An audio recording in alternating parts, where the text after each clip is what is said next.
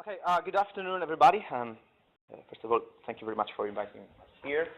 Just a quick remark before starting. I have to say this is a very hard period for me, as I say to Carlo and Alberto, because I'm trying to deal with sleep deprivation due to my 9-month-old daughter. So I'm afraid today I will be very slow in processing, and I hope you apologize me whether my English won't be very good. Anyway, I think it wouldn't be better if I spoke in Italian. Okay, so today I'm going to present you a work that is actually, for me, more a side project on which I'm working on with Massimiliano Vignolo, which broad purpose is trying to understand if, and if yes, to what extent, we as philosophers can use behavioral experiments in order to collect empirical data that can be considered a reliable source of evidence for testing philosophical theories of reference. And that's the plan for today. First of all, I will briefly remind you of the causal theory of reference. Then I will briefly describe a seminal work for the field of experimental semantics. That is a paper published in 2004 in Cognition by Machery and colleagues. I will focus mainly on one objection to this work that has been proposed by Genoveva's Martí. Then I will illustrate Machery's reply to Genoveva's objection. And finally, I will try to vindicate Genoveva by proposing that Machery's reply to Genoveva's objection is affected by some fatal ambiguities. And if I will have time, I also will try to argue that we believe that there is still space for testing philosophical theories of reference under certain circumstances.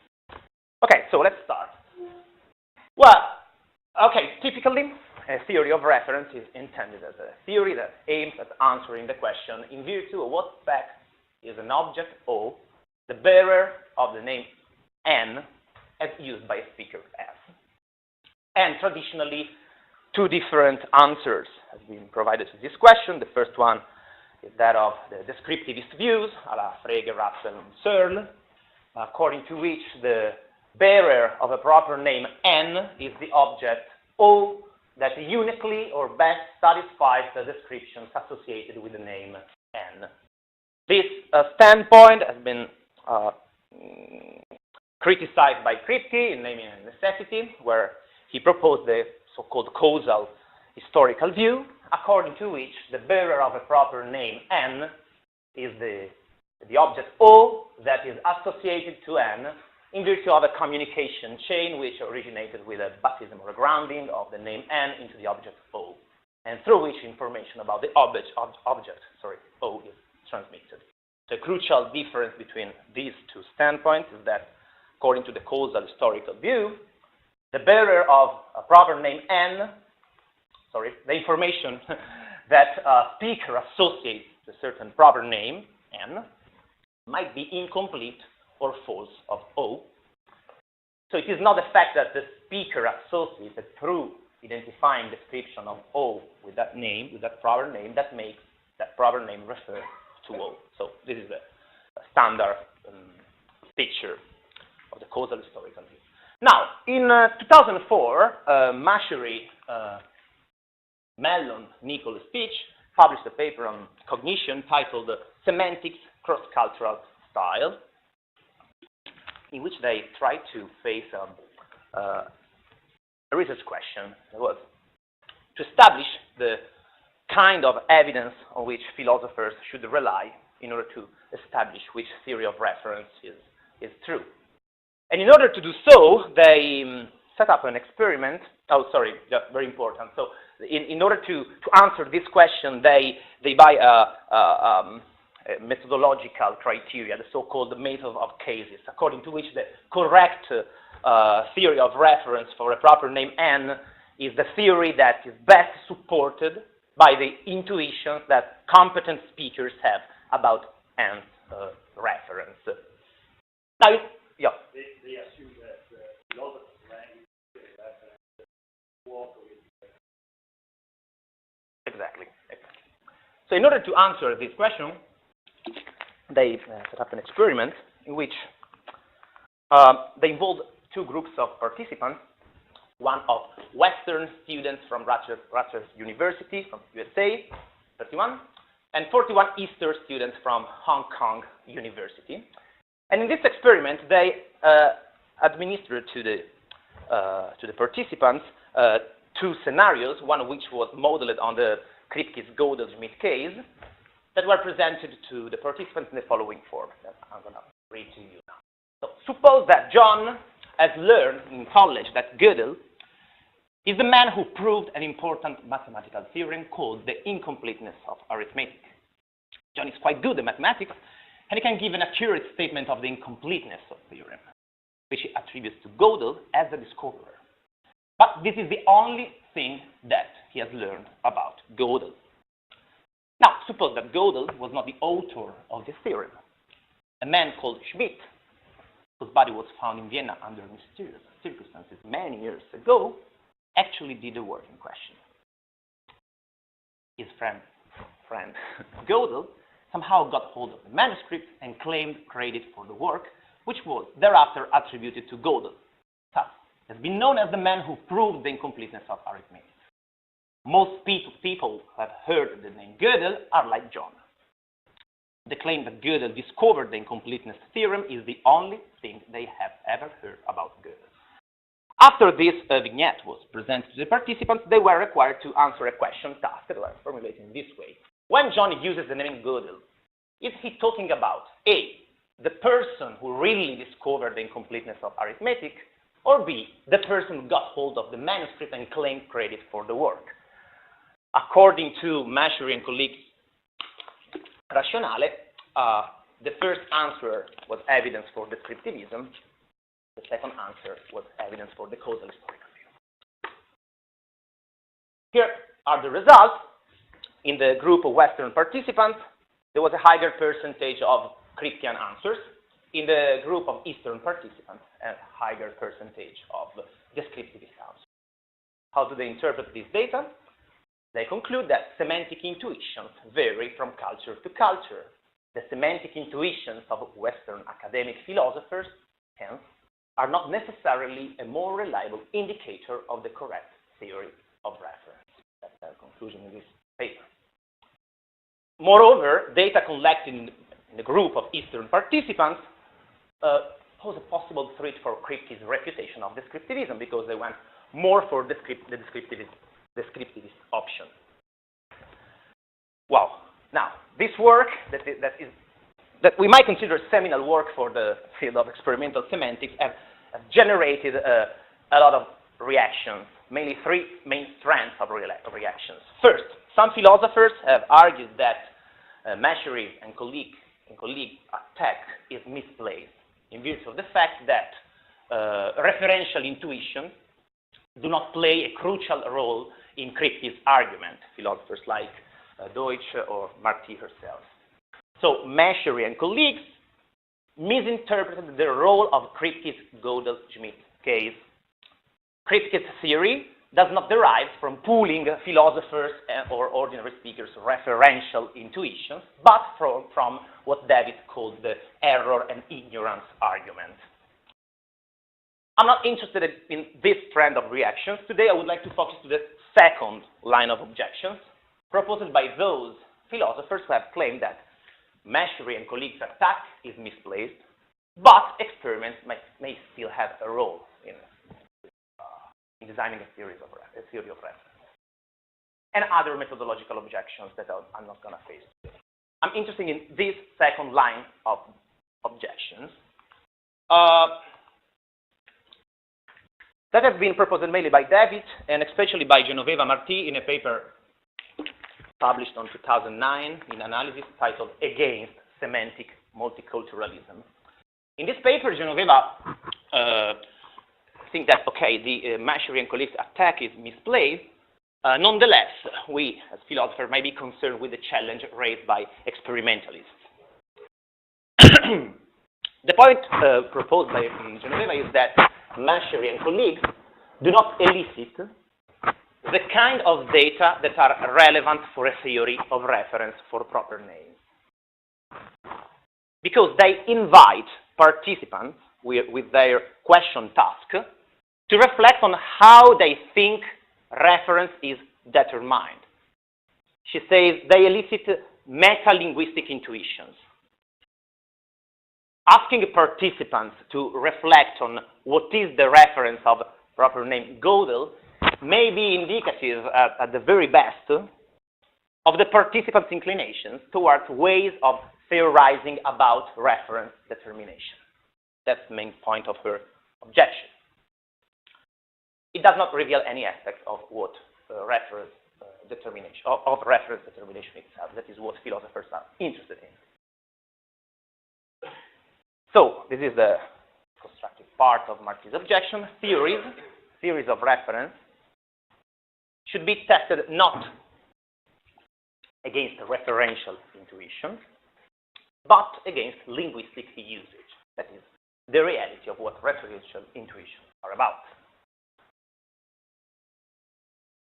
Okay, so this is the main picture. Now,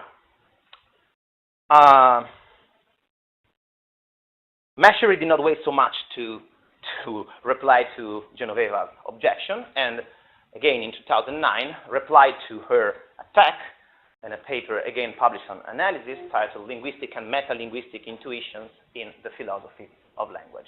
And this is, in a nutshell, the way Machery with Olivola and the Blanc tried to reply to Genoveva's attack, to Genoveva's objections that theories of reference should be tested not against referential intuitions, but against linguistic usages.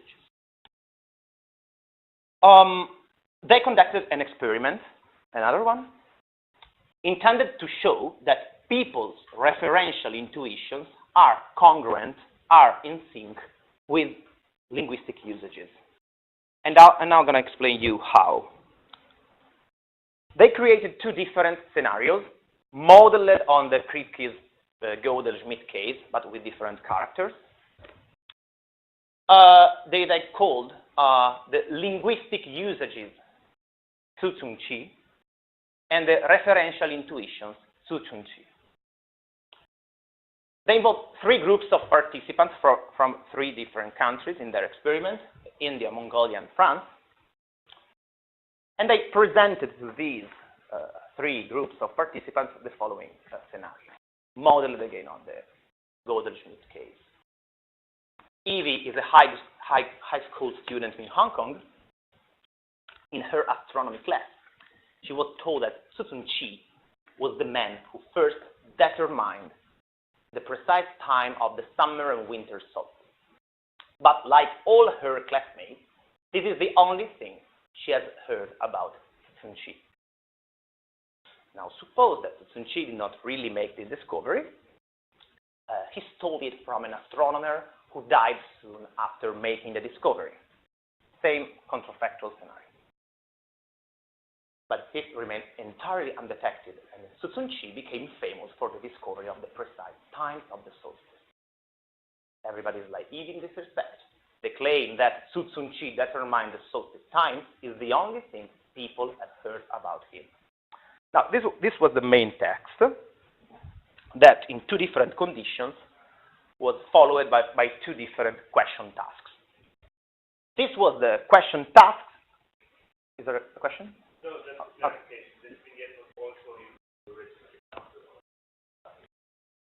Yeah, exactly. Yeah. I omitted a lot of other reasons for which they reconstructed the new scenarios for, but that's true. Therefore, because these scenarios pretty analogous. But yeah, there is one difference. They don't mention the name of the other man. That one that is the bearer of the satisfier of the description associated with the proper name. There are also other more boring technical changes that I have applied this scenario. So this was the question task that followed the linguistic usage Tsu-Tsung-Chi case. Having read the above story and accepting that it is true, when Evie says Tsu-Tsung-Chi was a great astronomer, do you think that her claim is, and then they use a true value judgment task, true or false? Their prediction is that those participants who opted for false provided evidence for the causal theory of reference.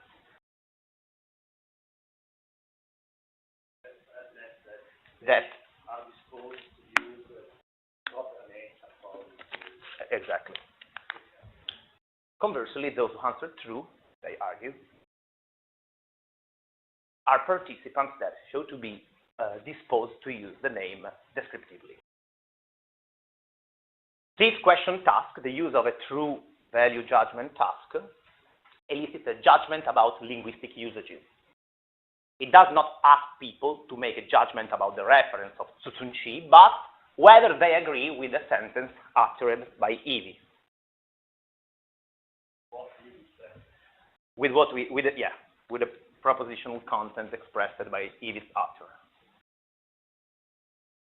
The crucial difference with the referential intuition Tsu case was that they used a different question task. That one, that was modeled on the very same question task they used in the 2004 paper. So this question task was aimed at generating the very same kind of referential intuitions they generated in the 2004 paper. Having read the above story and accepting that it is true, when Evie says Tsu was a great astronomer, whom do you think she's actually talking about? A, the person who, unbeknownst to Evie, really determined the solstice signs, descriptivist referential intuition, or the person who is widely believed to have discovered the solstice sign but actually stole this discovery and claimed credit for it, Kripkean referential intuition. So in this case, this question task elicits a referential intuition, or as Martí said, a metalinguistic intuition, an intuition about the reference of a mentioned word. So that's the point. They try to analyze whether, to investigate whether there was any difference in terms of percentages between the percentage of Kripkean answer in the question task that elicited referential intuitions and the percentage of Kripkean responses in the question task that tested the linguistic usages. Okay? What do they find? First, they find no significant difference in terms of percentages of Kripkean responses between the linguistic usages Tsu and the referential intuition Tsu scenarios in any of the three groups. So, roughly speaking, these differences are not significant, statistically speaking, yes. So, was it between subjects? Mm-hmm. The true, false, and the other tasks? Yeah. They had, in each one of the three groups, they were two lists of participants. One performed the linguistic Tsu, the other the metalinguistic. And they observed, statistically speaking, no difference between the percentages. All right? Wow. What do they conclude? People tend to have congruent linguistic usages and referential intuitions. They argue that since they observe no difference in terms of percentages between this and this, this and this, this and this, then there is no difference between the referential intuitions participants have and their linguistic usages. This is, for those who do experiments, something very dramatic because it's a type error too. Okay? You cannot infer null results from a lack of significance. It's like to, if you want to put it in philosophical terms, it's like an affirmation of the antecedents. Like to say, if there is a difference, we should observe, if there is a significant effect, then there is a difference. We don't observe significant effects, then there is no difference. So they interpret the lack of difference between the results collected in the two tasks as an evidence in support of the fact that people tend to have congruent linguistic usages and referential intuition. And they claim this finding justifies philosophers' disregard for the distinction drawn by Martí, and it undermines her criticism. The second conclusion is that they observe substantial within-culture variation, but no difference in terms of differences between groups, between cultural variation. Because 1/3 of the participants in 3 groups, opted for the descriptivist option in the linguistic usages Tzu-Tsun-Chi. And from that, they conclude that even if no difference between culture was observed, the within culture variation poses exactly the same philosophical challenge as cross-cultural variation in 2004. Now, in what follows, I'm trying to explain how we have tried to vindicate Martí's objection. We think that this way of replying to Martí's objection is affected by some fatal ambiguities. Okay, in order to do so, we think it's very important to make explicit 2 different assumptions that underline the way Machery and colleagues treat the true predicate in their true-false task. These are the assumptions they buy. They say, This explains why they use that testing of how people use it. exactly.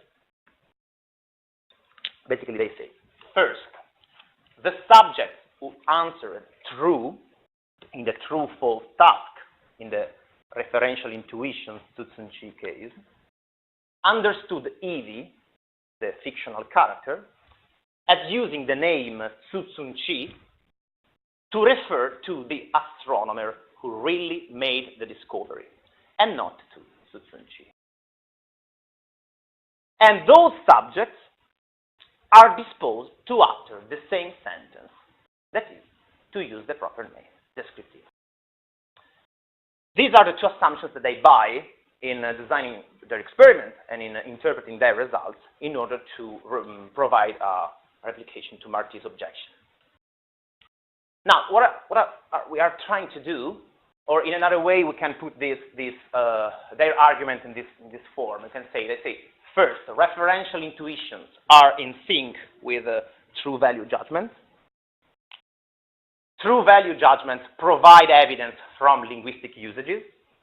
Hence, they can conclude that referential intuitions are congruent with linguistic usage. And if it is true, this is a reply to Martí's objection. What we are trying to show is that the 2 premises of this argument are false. Nonetheless, if they were true, this conclusion could be sound. First, we're going to attack the second assumption of their... Is there a question? Oh, sorry. We're going to attack the second assumption of their argument.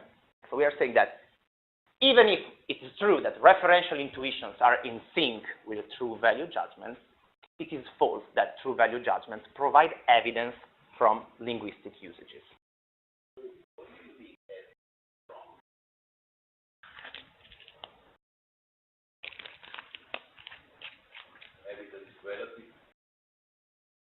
No, we're gonna we're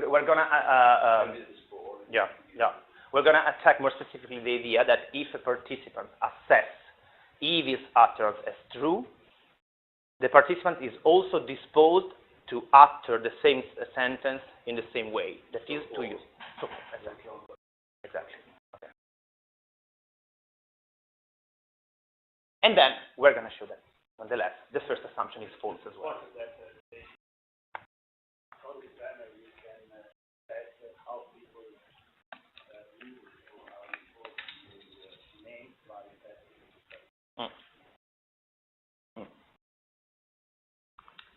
So, again, the second assumption. So,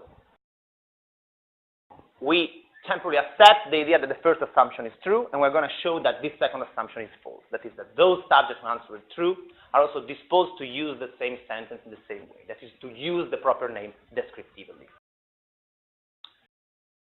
Okay, in a paper that we published on analysis in 2017, we have tried to show that the true predicate in the Machery, Olivola, and the Blanc's work is affected by an ambiguity, right, a fatal problem.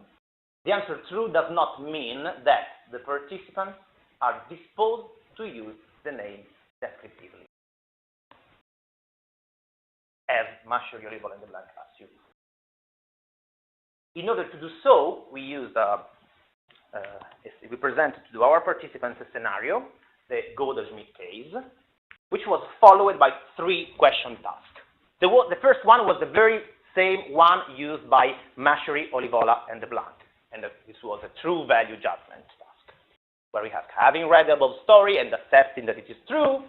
When John says Gödel was a great logician, do you think that her claim is true or false?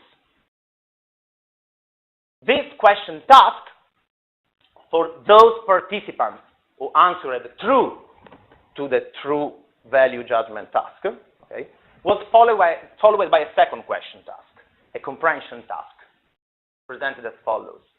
If John says to you, write Gödel's biography, whose biography would you write? That of the person who really demonstrated the theorem of incompleteness of arithmetic, or that of the person who stole the demonstration of the theorem? And this second question task, that was performed only by those participants who answered true, that is the focus of our objection. To question task 1 was followed by a third question, a forced choice. Suppose you wrote a biography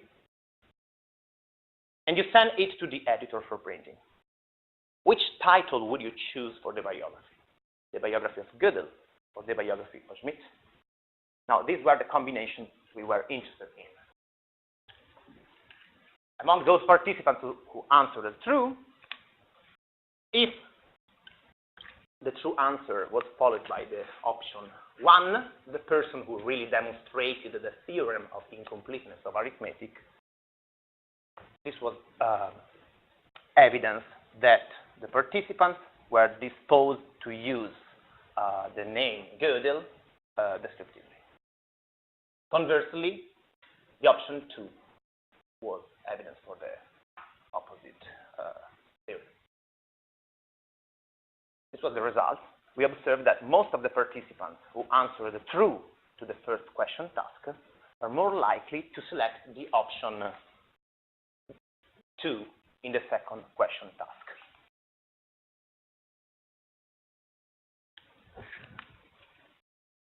Now, we think that these data poses a dilemma for most. Because if referential intuitions and true value judgments are congruent, as they assume, this is the first premise, then referential intuitions are not congruent with the way people use proper names. Because true value judgments are not congruent with the way people use proper names.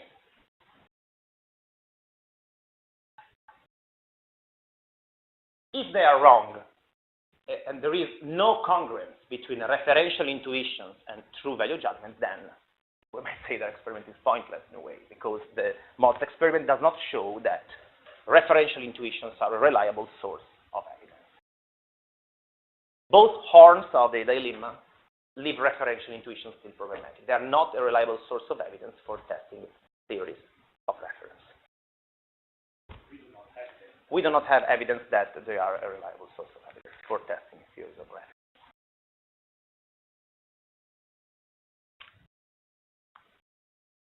Is there a question? Okay. So let's give a look to the first assumption of Machery, Olivola, and Blanc argument. Okay, we have tried to discard the second assumption that true value judgments provide evidence from linguistic usages. Results from the first experiment seems to suggest that those who assess the fictional character's utterance as true are not disposed to use the proper name, including the utterance, descriptively. They are more likely to use the name by associating to the name the reference predicted by the causal historical, at least in our experiment. Now we're going to attack the first assumption of their argument, the idea that referential intuitions are in sync with true value judgments. The first assumption, that is the idea that the subject who answered true, the true-false task, understood easy, or another fictional character in a similar counterfactual scenario, as using the name Tsutsунchi to refer to the astronomer who really made the discovery and not to Tsutsунchi.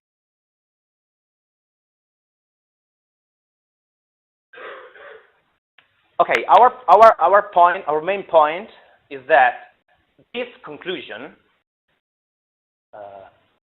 follows only if true, the option true, is opted by the participants because they are assessing, they're providing their response by assessing the story from the narrator's epistemic perspective. It doesn't follow if true is understood as true from Evie, the fictional character's epistemic perspective. In this case, this is not evidence that participants did not take the fictional character Evie to refer to Tsutsунchi because subject knew from the vignette that Evie believes that Tsutsунchi discovered the solstice time. If participants to Maud's experiment opted for true, meaning true from Evie's epistemic perspective, such an evidence simply is an accuracy measure. Simply says that participants have understood that the fictional character is not aware of the existence of an individual who is the satisfier of the description associated with it. Of course, we are not interested in such an interpretation. So, in a second experiment, we tried to assess whether participants took part to Machery, Olivola, and the Blanc's experiment interpreted the true predicate as either as true from the narrator's epistemic perspective or as true from Evie's, the fictional character, Evie's epistemic perspective. I'm really sorry, I'm going to introduce a third version of the Gödel-Schmidt case. We use a vignette modeled on a similar vignette used in a recent paper published on Cognition by Liliu, Chalmers, and Snydecker, which has the very same structure of the Gödel-Schmidt case, the Tsutsунchi case, with 84 participants who took part to our experiment. This is the vignette in a nutshell. Long ago, there was the original version of this vignette was used in a work of developmental psychology, so was addressed to children. I'm going to say that in order to explain the topic of this vignette. Long ago, there was a race called Superdog Race. Max, Pickles, and Blaze participated in the race.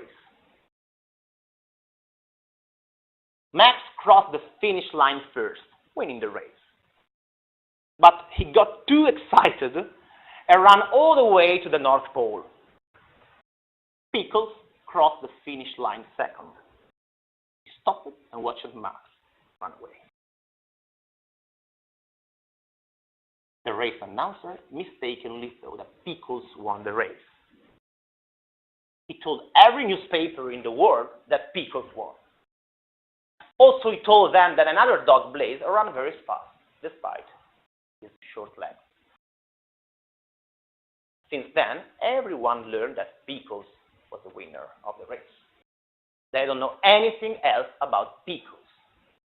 Tom and Emily learned at school that Pickles won the Superdog race. This is the only thing they know about the dog race and about Pickles.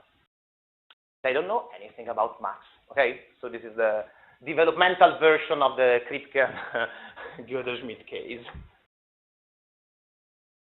That night, their dad asked, "Do you know who won the Superdog race?" Tom replied, "Blaze was the dog that won the Superdog race." It was a control option. Of course, it is false. Emily said, "Pickles was the dog that won the Superdog race." Now, we presented this scenario to a group of participants, and this was followed by a question task using a true value judgment task a la Machery, Olivola, and the Blanc, similar to the one they used in the vignette was supposed to elicit referential, linguistic intuitions about linguistic usages. And we asked. Emily said, Pickles was the dog that won the super dog race. Do you think her claim is true or false? And to those participants who answered true, that were the 41% versus 58% of false responses, and importantly, this is the very same percentage of true and false responses observed by Machery, Olivola, and Blanc in their experiment. So we replicated their results on the true value judgment task, very important. To those who answered true, that is the critical option in our view, we presented a second question task that was the following. It was designed in order to disambiguate whether they opted for true from the narrator's perspective or for true from Emily, Evie's, John's perspective. The first option was Pickles did not win the race, the super dog race, but Emily believes that Pickles won the race because her teacher told it to her. This would be evidence in support of the idea that the participants interpreted the true from the character's epistemic perspective, from Emily's, Evie's, or John's. Second option, what Emily believes is a true description of Max, and she uses the name Pickles to talk about the dog that really, unbeknown to Tom and Emily's teacher, won the super dog race. And a B answer was evidence that those participants who opted for true interpreted true from the narrator's epistemic perspective, from the perspective of the narrator who is aware of the semantic contradiction at play, of the fact that there is a person, the bearer of a name, which is associated with the description, and the bearer of that name does not satisfy that description, who is satisfied by another individual, okay? The fictional character is not aware of that semantic contradiction at play. So we observed that among those participants who opted for true, there was higher percentages of A responses. True from the character's epistemic perspective. True from Emily's, Evie's epistemic perspective. This is, in our view, a problem for Machery, Olivola, and the Blanc argument. Subject mostly opted for answer A to question 2. Those who responded true tended to understand the predicate, the true predicate, as meaning true from Emily's epistemic perspective, the character. So when a subject responded true, that response does not mean that the subject understands the character to refer to the astronomer who really made the discovery of the incompleteness, of the solstice time, Schmidt or Max, and not to Susunchi, Gödel, or Pickles. To the individual predicted by descriptivism and not to the one predicted by Kripke. So Mott might not have tested the genuine true value judgments that matter for assessing Kripke's refutation of descriptivism. So let me try to draw some conclusions from this series of experiments. Okay, that was the story I tried to tell you today. In 2004, Machery, Mellon, Nichols, and Stitch ran an experiment on people's referential intuitions. Martí objected in 2009 that contended that referential intuitions are not the right kind of evidence to be tested. The philosophical theories of reference ought to be tested against linguistic usages. Maud tried to reply, yes, they are, because referential intuitions are in sync with linguistic usages, as we have shown in our experiment. We tried to undermine the validity of two main assumptions on which their experiment is based on. First, the idea that referential intuitions are in sync with the true value judgment, and the idea that even if it is true that referential intuitions are in sync with the true value judgments provide evidence from linguistic usage.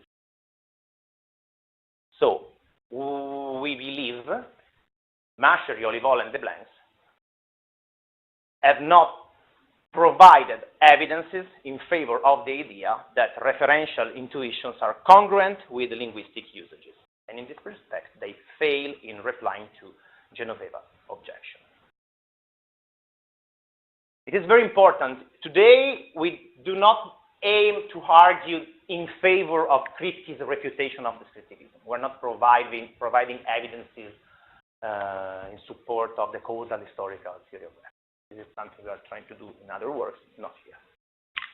Or for the idea that people's referential intuitions are uniform, are shared among the population, and that they do not vary from culture to culture. We argue that Maud fail in replying to Martí. They took true value judgments to provide evidence against Kripke's refutations of descriptivism, but they did not consider the aforementioned problems linked to the true predicate.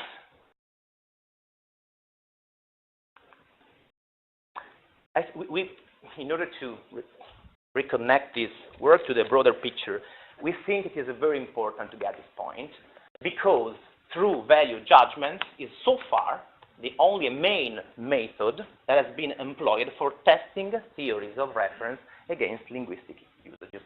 Last but not least, in a recent paper published in 2003 by Davidson and Poirot on cognitive science, titled "The Reference of Proper Name, Testing Usage and Intuitions." So to conclude, a bit more optimistic conclusion, we still believe that theories of reference can be tested against linguistic usages. We also believe that true value judgment thus may be an appropriate method for testing theories of reference against only if true is interpreted from the narrator's perspective. Otherwise, we get data that are not so much informative for our